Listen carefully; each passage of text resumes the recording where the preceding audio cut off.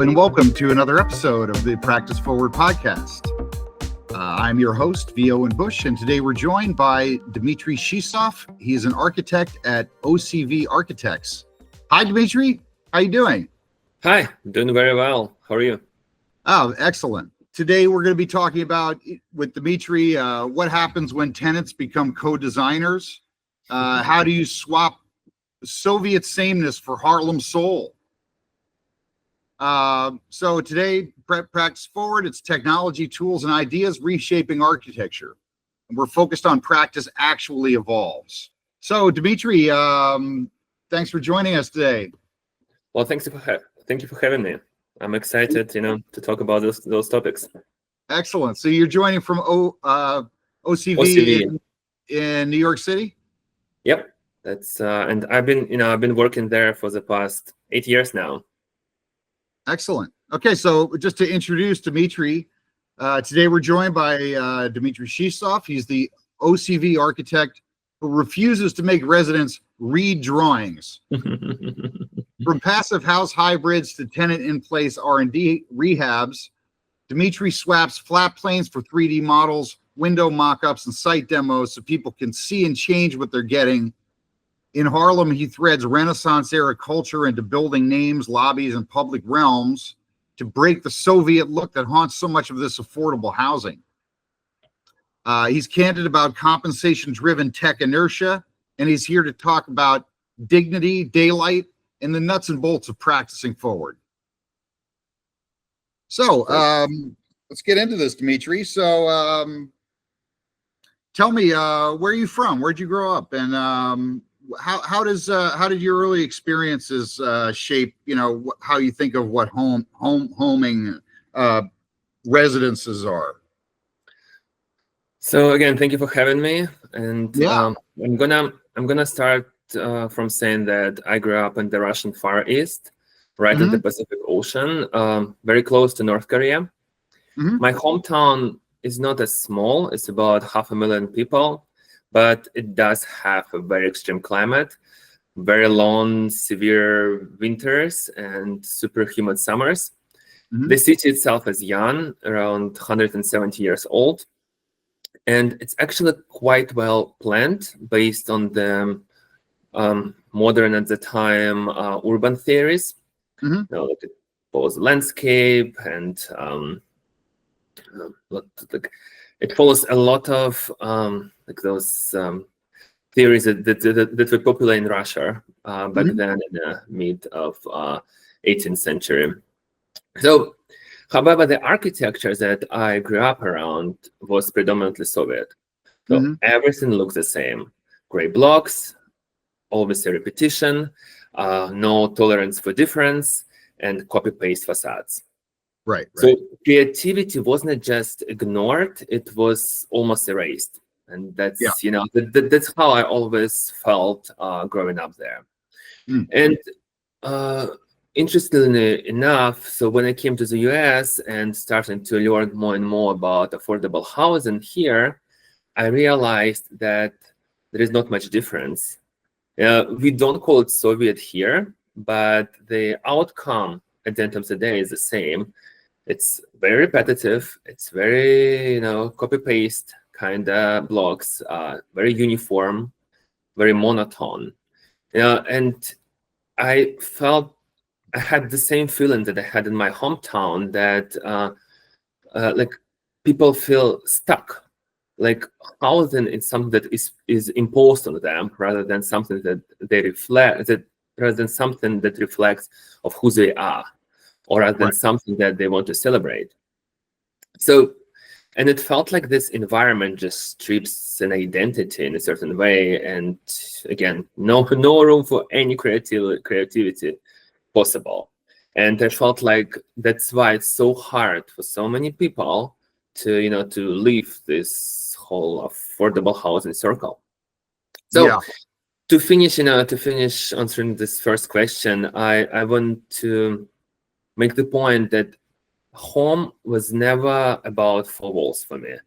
It was about people bringing the individuality into the spaces. Mm-hmm. And it was always, it is always like a mirror of who you are, you know, who the tenants are, a mirror of personality of the character, you know, Yeah. rather than something that the market or the state dictates. So that's my definition of a home, and that's, you know, that's exactly what I'm trying to crave, like what I'm trying to do today in my design, like to bring Yeah. this identity, to bring a character, to bring something different. Well, it's really true. The environment around us really frames the way we think and the way we perceive the world and the aspirations that we have. And it definitely, I think, is a maybe a forgotten responsibility of the architect to help people with that. Certainly, a lot of that mid-century stuff, and it seems like all this kind of Robert Moses architecture in New York is definitely influenced by a lot of the same kind of I don't know, Soviet communist brutalist kind of design. Yep. Um, Also did. so okay, so and then you went to school in Russia, or where did you live? Yeah, I did. So I Yeah. studied architecture. You know, I did my bachelor's and my master's in Russia, Mhm. and I went through a couple programs of like, you know, to get qualified here to be an architect. So I took a program in Cooper Union, which was a lot of fun and helped me a lot with further getting the job. Yeah, but I do want to say that it's always been a lot of, you know, studying on my own and, you know, the curiosity, especially now, especially since I moved here. Yeah. And then when was the moment for you when it kind of ceased to be theoretical and it was actually about delivering something that you're actually responsible for? Well, that's, I mean, that happened when I started practicing. Mhm. And I think, you know, it became much more fun, to be honest, since I graduated. Because when Yeah. I was in school, it always felt like, you know, I have to fit into a certain frame just to Mhm. satisfy a professor, you know, or Yeah. to you know, to be responsible or responsive of the subject that I'm studying to. So it's always been like I always felt like this frame around me. And when I started to practice, it has changed because now it was the real world. It was I knew that someone is actually going to build it, someone's going to live in it, someone is going to experience it. So it's much more fun, you know, the practical aspect of it, because yeah, it was real issues, it was like real life. Uh-huh. Yeah. And so, who are some of the mentors or cultural figures that you find some resonance with in your work? Well, I have to start from ancient Greece and Roman. Mhm. I think Uh-huh. those play and still do, and I'm sure always will, the biggest cultural difference, the biggest like cultural impact on me. They would always have. Um, um, the Greeks gave us architectural language. You know, when you walk around Parthenon, you can see how the proportions, the order, like the columns, and order itself, the rhyme, everything, how pleasant it is for a human eye. Yeah. Paramount, you know, and a lot of styles that came after were based on what Greeks gave us, you know, and then Romans came, and they took all those principles and apply and put them into more utilitarian things like aqueducts, you know, a better built theater. So they took it to another level, and I always come back to those practices. Yeah. You know, I can't, like, I always have those the three things that Vitruvius said in the beginning. He said, the architecture is about strength, it's about beauty, and it's about utility, right? So three things. You always want to follow him. I think they're very relevant. Another figure would probably be Michelangelo, because it's a very classical principles of how deeply humans can be connected to environment. Yeah. So that if we talk about something more contemporary, I think that would be David. What's his name? David Adju. Adju. He's the one who built 130 William Street. Mm-hmm. So even though that's a very contemporary skyscraper here in New York, but it has so many references to this traditional classical architecture that is aesthetically pleasing. So he would be, I think but even before him. I want to look at that building. What's that building? 130 Williams. 130 Williams. Yeah, it's in Manhattan. Yeah. Uh-huh. Interesting. Yeah, I mean, we were talking about the other day how the Greeks and the Romans didn't even use drawings. Yes. They were just 3D from start to finish, and feel like we're starting to get back to that again. In terms of design principles, it's nice to see people being able to also, think about, as you said, there's three principles: strength, beauty, and utility. Utility, yeah. Yep. Yeah. So, but I just feel like, strength and utility are have really outweighed the beauty component in past 100 years or so. It did, but I do feel that there is a trend, right now to come back to the beauty part. And that gives me a lot of hope. Yeah. So, I mean, yeah, getting back to that, I mean, we're talking about this kind of Robert Moses style multifamily housing projects. And you were saying it really slides into kind of a Soviet aesthetic. I mean, that's a perfect example of strength and utility over beauty, right? Yep. So, I mean, what specific massing or facade habits kind of create that vibe, and what can you do? How can you even break them up? Yeah, so I mean, it is always repetition. It is always, endless slabs, the same punched windows. It's flat facades. It's blocks without any hierarchy. Everything, that just erases individuality, erases any sense of a character of human. Yeah. Right. I think those are the biggest. And what we've been trying to do, is to choose the opposite, right? So you want to add some. You want to break your facades into certain planes. You want to bring color. You don't want things to feel heavy. You try to bring some meaning, and it's especially hard in New York because you work with tight budgets and a lot of zoning, things like that.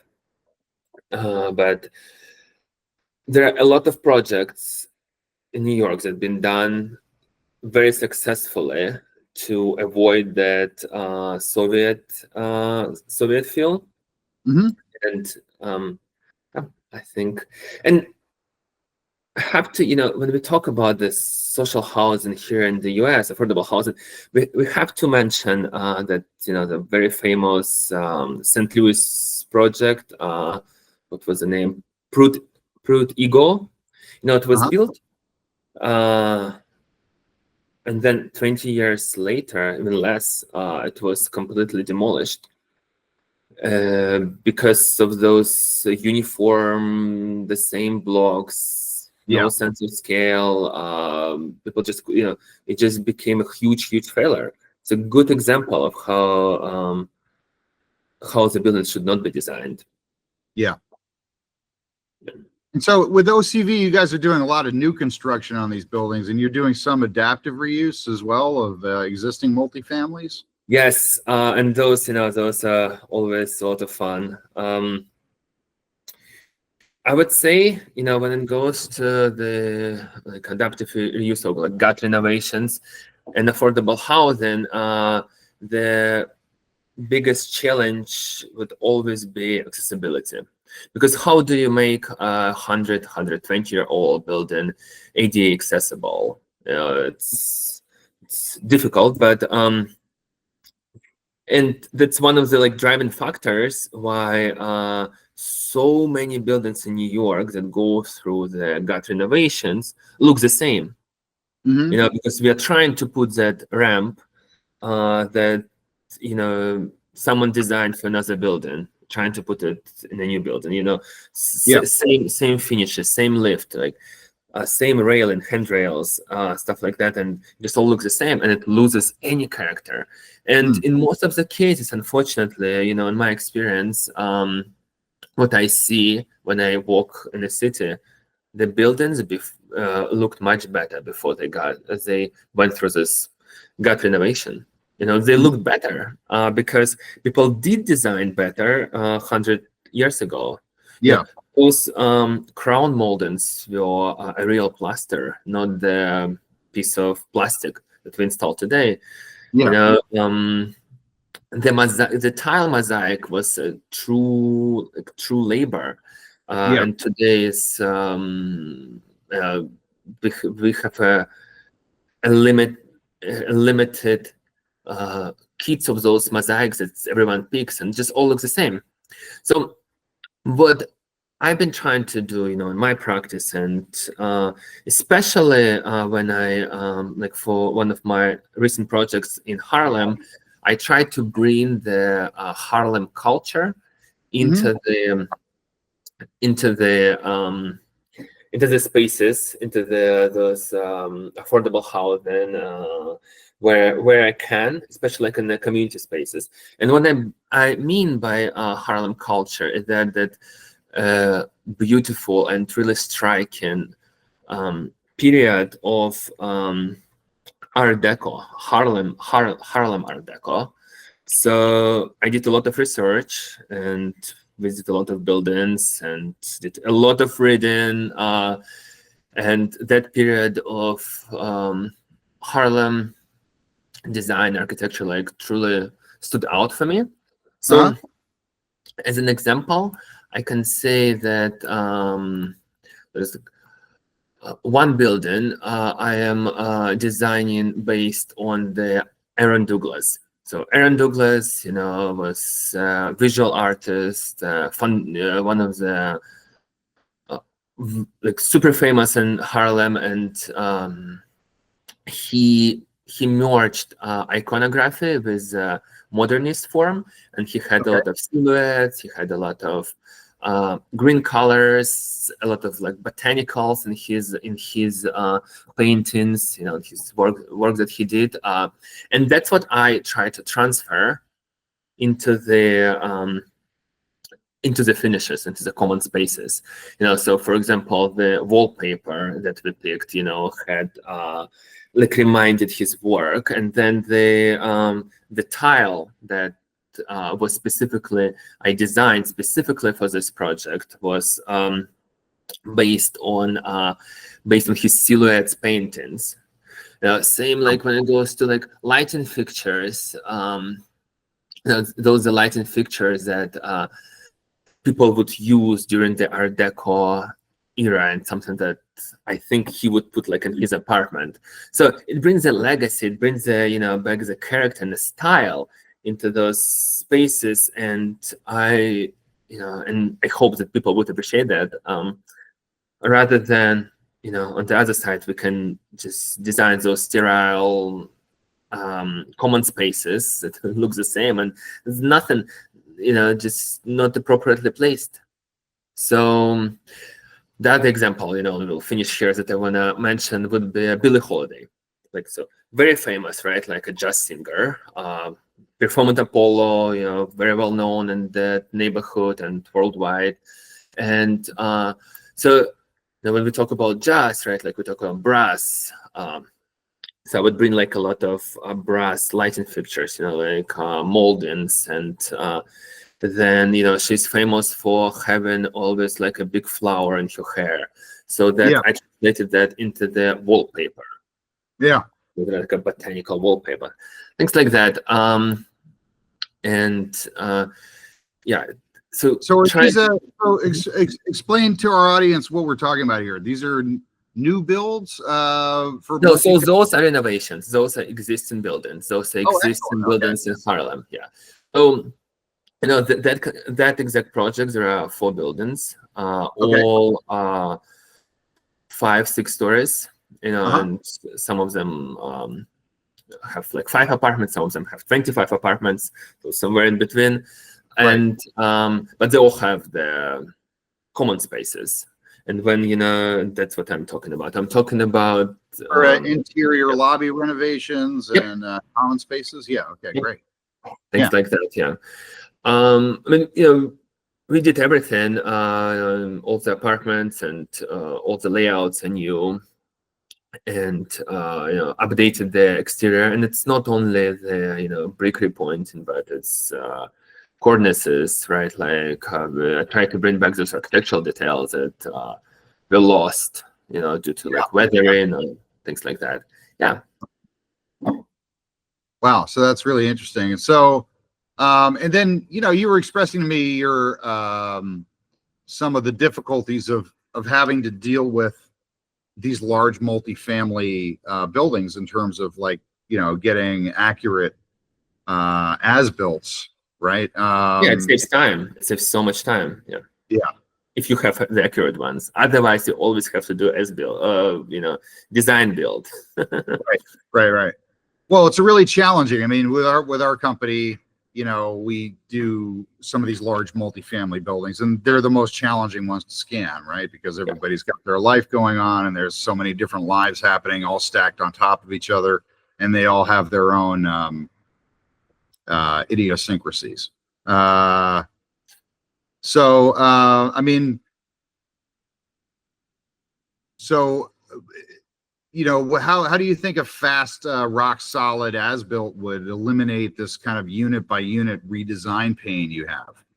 Yeah. So as I mentioned, on those occupied, on pretty much on all the rehabs, nothing saves more time and pain than having a fast, accurate as-built, accurate existing condition drawings.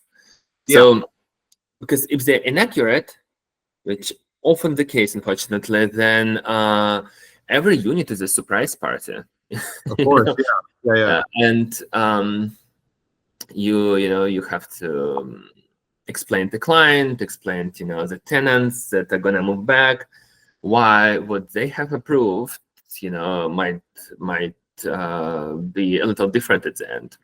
Right. So it's paramount, right? Like you always start with existing conditions and you try to get them as accurate as possible. Of course, you cannot see through the through the ceiling and through the floors, and you don't know what the joist conditions are, and you often cannot inspect every unit, so you can guess certain things. But I think it's paramount to know what you're working with, because otherwise you assume, and your assumptions in most of the cases not going to be correct.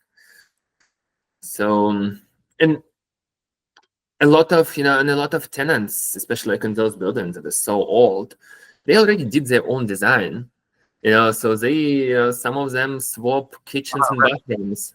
And so you come there. Exactly, yeah. So you can't assume, right? Like you go to one line and you assume that it's all the same, it's all typical. Right. Also not the case. Yeah. Yeah, I mean, well, that's sort of the I guess that's kind of the handoff between the architect and the GC, right? Because you know, architect could just be like, "Oh yeah, they're all the same, no problem. I'm just going to design one unit," and it turns out that they're all completely different. And so, yeah, so I mean, well, just we've developed a system for this, you know, for these complicated multifamily buildings where, you know, we're using what's called SLAM scanning, so we can scan the whole space in about as long as it takes to walk through the space. So that allows us to, and then we get much more rigid, highly accurate, verifiable data that to use as a control set, and we can scan that in the hallways and the stairwells and the common spaces where that kind of unobtrusiveness isn't really needed. But I mean, generally, you know, if we can get into an apartment for, you know, 5 or 10 minutes, we can pretty much get the whole thing. Yeah.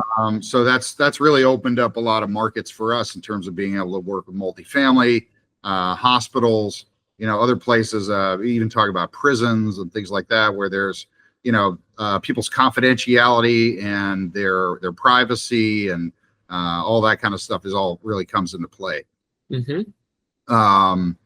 Yeah, I mean, so, go ahead. You get, you know, if you get those accurate existing conditions, and you can truly design with confidence.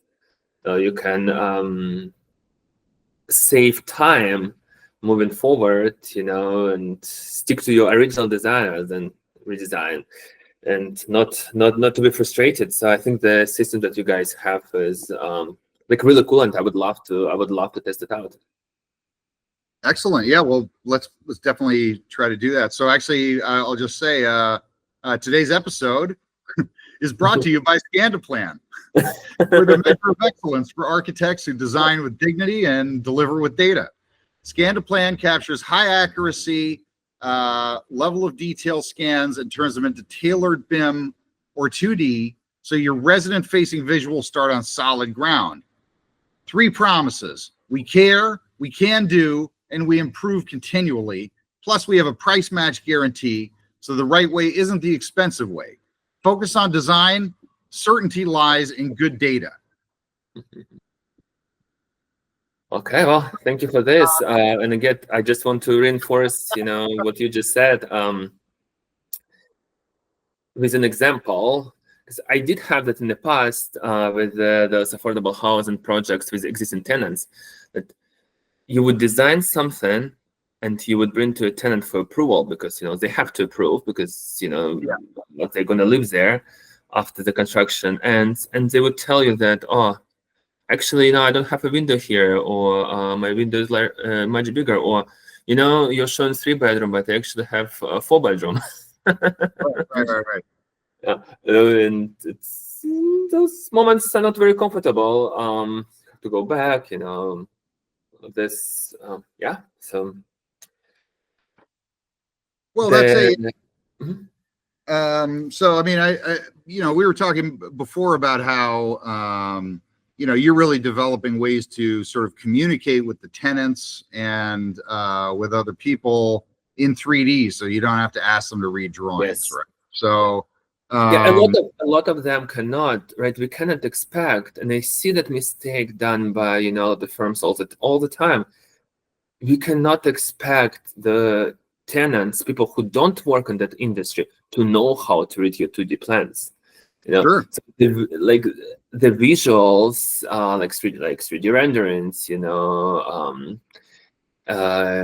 any type of, you know, videos, pictures that can help them to imagine a space, must be included in a package, you know, when you come to a tenant, because they don't know how much space it really is, you know, between like in their bedroom, how much smaller or bigger it gets. So right. And neither, you know, they're not required to read your 2D plans. So that communication is important, because they know what, you know, they know what to expect at the end. They know, you know, what's happening to their homes. Yeah. I mean, it gets back to what we were talking about earlier. It's sort of translating a 3D space into these 2D drawings almost becomes a sort of priestcraft where only a certain group of people can even understand them, right? Yeah. But then it gets back to what you're saying about how, you know, the architect has a responsibility to provide beauty, right? That's one of your three mandates. But how can somebody even understand or comment on or appreciate the beauty if they can't understand it, what they're looking at? Yeah, exactly. And especially, like, you know, in New York, like they would tell you, I want, you know, and I had this example, I want, you know, a different tile in my bathroom. But you're judging a tile, you know, based on the like 2D drawing that someone showed you, which has nothing to do with the real tile. And so in that case, you know, you want to bring a person like a sample of the tile, so easy, you know, or show 3D rendering, you know, accurate 3D rendering and stuff. And then, you know, they make a decision whether they like it or not, or the colors, that, you know, the size, whatever they want to change. Yeah. Right. So what's the minimum set of like renders or mock-ups that you offer to the tenants or the stakeholders? Yeah. So usually how it works is that we offer them to keep the existing layout, or we offer them, you know, the layout that we propose. Right, so like they have options. They can keep the existing, and we just gonna do all the new appliances, all the new finishes, lighting fixture. You know, it will look new, but the walls will be where they are. And the second option is that, you know, we redesign based, you know, on what people's needs today are. Okay. It usually does affect the number of bedrooms because. Back in the days, 60 square foot was a medium-sized bedroom. We cannot do this anymore, you know. So it's 95 square feet minimum these days. So sometimes less. So there is going to be, you know, one page with those existing proposed. That's very big. Another page would be a 3D drawing of the proposed layout, and would show furniture. You know, just so they feel the scale, they know where their bed would go, they know kind of where the TV would go, you know, what size of the couch they can get, so they get sense of the space, of the scale. So, and then there would be another page where we show the finishes, right? So like color of your kitchen cabinets, like stainless steel appliances that, you know, they get. And these days, you know, they would get a dishwasher, wash and dryer unit in the apartment, like a microwave, things like that. So we show that. So appliances, finishes, lighting fixtures. And so you really get into that level of customization with every tenant? So we try not to. You know, the thing, like, all of this usually, you know, I mean, the layouts look different, but, you know, the finishes and things like that look the same. And that's what we try to improve. However, at the end of the day, we can only do the project, you know, we can only start the construction once they approve our layout. So in that way, you know, we have to listen to them. You have to go through that with each individual tenant. Yeah. Yeah. Wow. So each individual tenant. These are tenants who've been living in these apartments for quite a while already. Some of them been living there for 100 years. Honestly, you know, I'm not joking, like from generation to generation. And a lot of them don't want to change things. Yeah. Yeah. Interesting. Wow. That's how the affordable housing here in New York works. It was also, to be honest, like a big adjustment on my side. But yeah, that's what it is. All right. Like they have to approve what you propose. Yeah.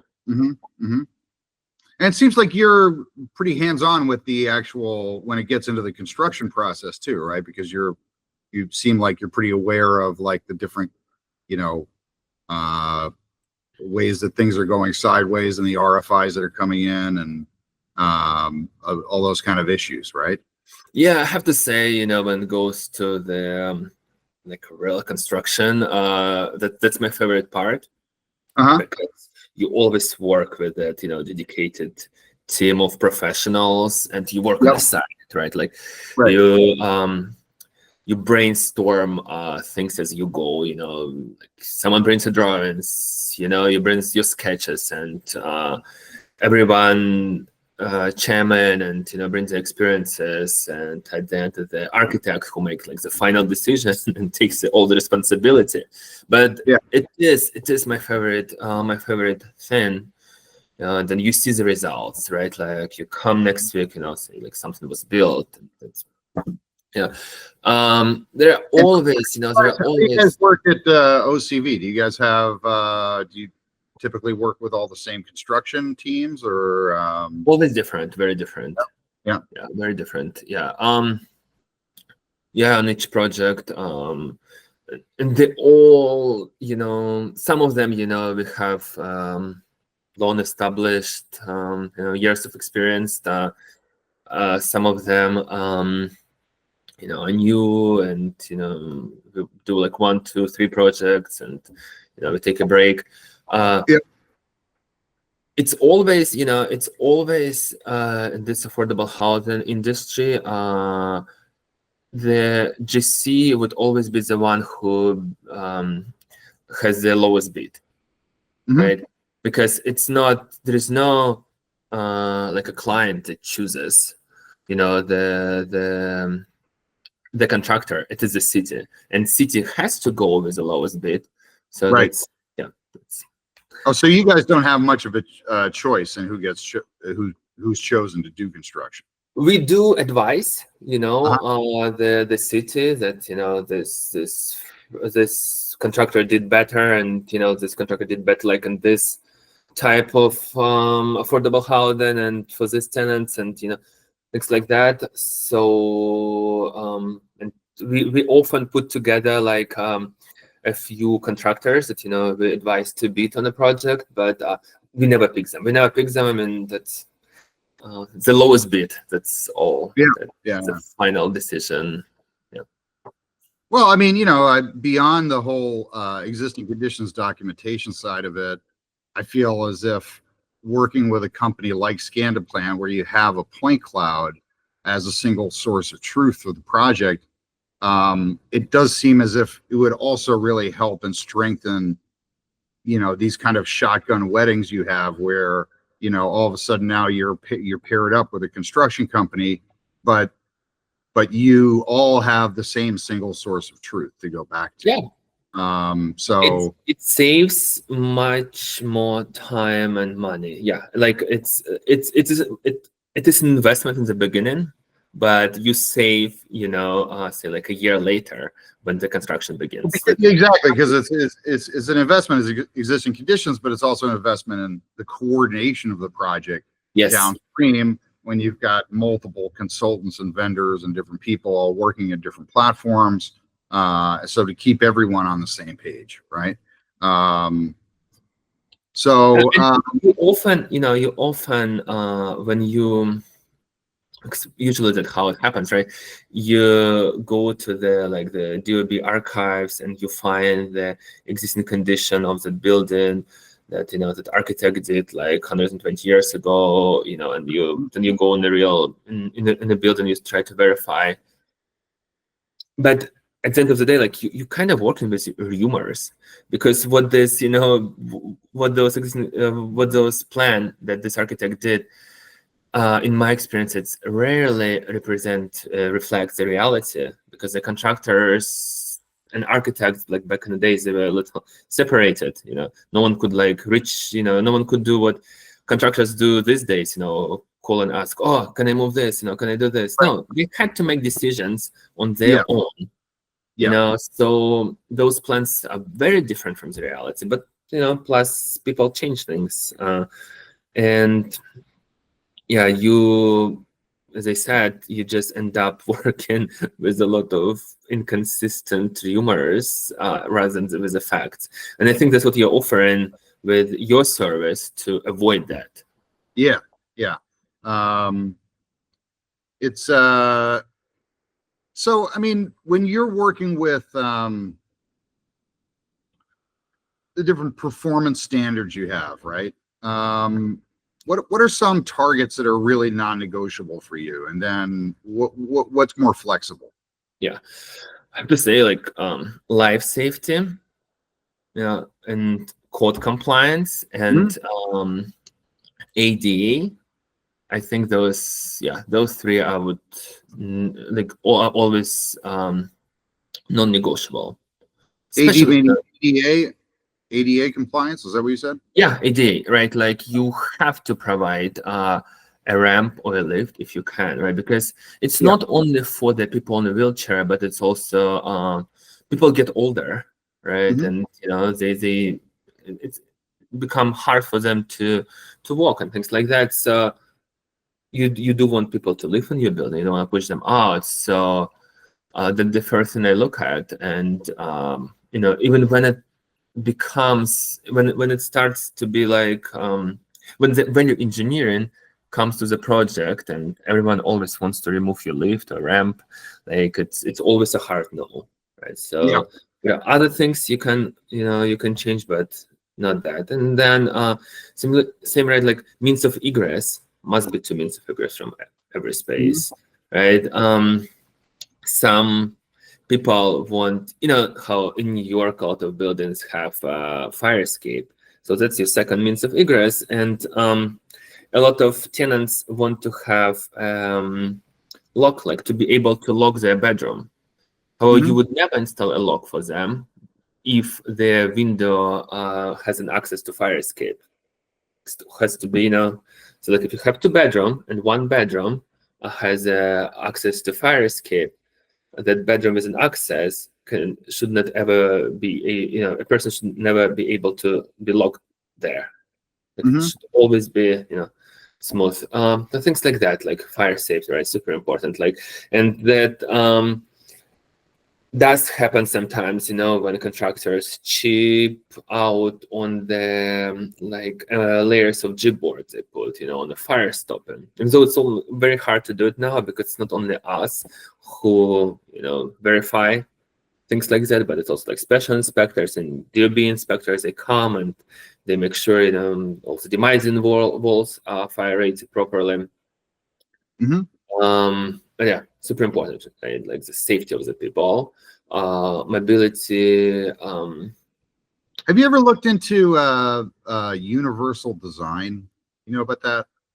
Yeah, of course. I have a guest coming up who's going to talk about that, and I thought it was really interesting learning about that. It was you said you had guest, or you're going to? Oh, I have one coming up. I mean, we're going to talk about.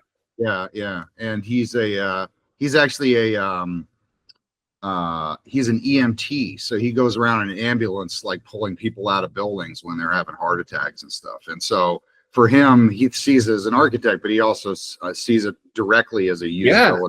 And but he was super interesting. And I mean, what I learned recently, that one of the highest reasons for the accidental death in apartments is actually the bathtubs, because people fall, and sometimes they fall into the bathtub and they can't get out. So there is this whole thing now, especially with this universal design, is to just only install the walk-in showers. Right? Really? Then same, and I think you guys are going to talk about it, which is so interesting, and I've been trying to do it in my layouts where possible. The bathroom door, it has to swing out, because when you swing it in, and it's really hard for the ambulance to come and pull these people out, of the bathroom if they fall, so you cannot put a stretcher, right? Same with the elevator. I often see those tiny elevators, and I always wonder, if you have to put someone on a stretcher, so you have to take a stair with a stretcher, because you just cannot fit it in that elevator. It's a vast topic, and it's super important. Affects our lives. And but going back to your question, of course, the cuts, like, and what is negotiable, that always happens to the exterior finishes, interior finishes. and you have to negotiate here. There is this fun term, that everyone uses, value engineering, which I don't believe in, because value engineering is supposed to be the same quality with, but cheaper, but it's never the same quality. It's a different look. It's not as durable and things like that. But that's where the budget cuts happen. Yeah. So yeah, you wanted to talk a little bit about how some tensions between the adoption of tech and then the compensation of the design professional. Yes. Yeah. Also, I think very interesting topic, because for I want to some make sure we reason, touch on that before we go. So yeah, I want to mention that it's a well-known fact that in our field in architecture, the salaries are so different from say if you work in IT or if you work like in finance. This the compensation just overall is different as the amount of hours as well, and I think that's a driving factor. The factor that drives away people from really getting into innovative and modern technologies that in fact would save their time and help them to deliver projects more correct, more accurate, faster. There are numerous of positive sides of learning a new technology, but I do believe that the salaries and amount of time we have just that's affected. Like, you don't have a motivation, to learn an AI. AI can do so much, these days, like when it goes to the renderings, when it goes to the space planning, when it goes communicating to the tenants. But who is going to compensate you for studying it? yeah, And who's going to give you time? So you kind of have to study all of this, after 9-10 hours work day. So come across this inertia constantly, as you can imagine, right? Because I'm selling a tech solution to a lot of folks that are very reluctant to adopt anything new in their firm, because they just kind of have a feeling of, it's working. We're just doing the same thing we've been doing since the 90s, and it's working. And I think part of that is because, like, in your field, right, people are probably more time strapped and more overworked, and kind of there's sort of like a quiet mental health crisis amongst that's true. Design professionals, really, right? Because of the deadline, pressure, and all the kind of real world implications of what you're doing. Yeah, it does seem like it creates, there are, like, for example, like in tech companies, a lot of the time they'll say, we want you to work 4 days and take the 5th day off to innovate something new, or, on your skill set, or develop something new, right? You never hear this in architecture, at least, right? I've never seen that. Yeah. It's almost like, well, I think it may also because, you're cross-fertilizing with the culture of construction so much, which is so much about performance, delivery, schedule, etc. But it is really the architect's role to innovate and see new pathways and find new ways of doing things. So I don't know, how do we get out of this inertia?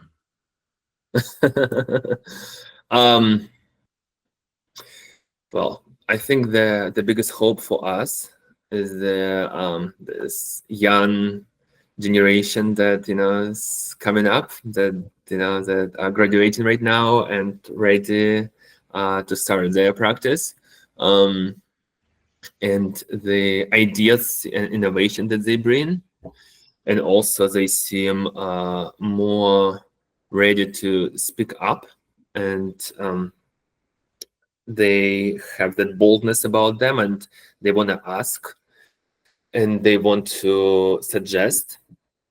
So I think this new generation is going to change things in that way. Because you can't change someone who did did construction the same way for the past 60 years, right? Like, when you're not gonna you can suggest new things, and try to Sure. educate them, but it's probably a waste of time. I mean, very often it is. Sometimes it's not. But I think that's where we are with all this innovation. It's the young people has to come, and they have to change things. But I do want to say one important thing, is that it's often not the CEO of your architectural firm or your boss. It is often us as employees who allows the system to be that conservative. That's often us who do not raise our voice, or who do not say, no, I need this, and that's what I want to learn. So No, I would agree. Maybe it has to do with the culture of the firm and whether or not people are encouraged to speak up and innovate, or not. I mean, it does sort of seem as if, like, architecture in general, because of sort of the way the whole seniority and ranking and all that kind of stuff happens, it just seems like, the paradigm is with whoever the principals are, and what paradigm they came into when they got out of college or whatever. So it's almost like there's a lot of these firms, there's like a generational lag of 30 or 40 years. Yeah, that's right. Even though we're living in this like unbelievably futuristic world now. So